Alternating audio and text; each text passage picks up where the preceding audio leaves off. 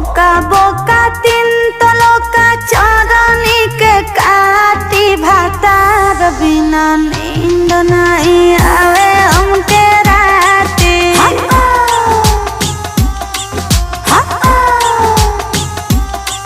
भातार बिना नींद नहीं आवे हमके राती।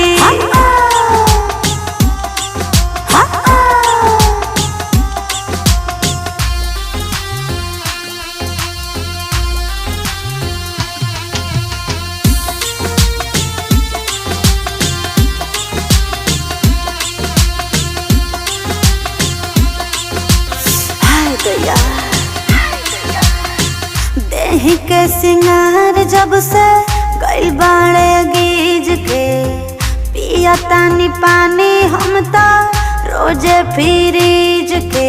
सुन सखी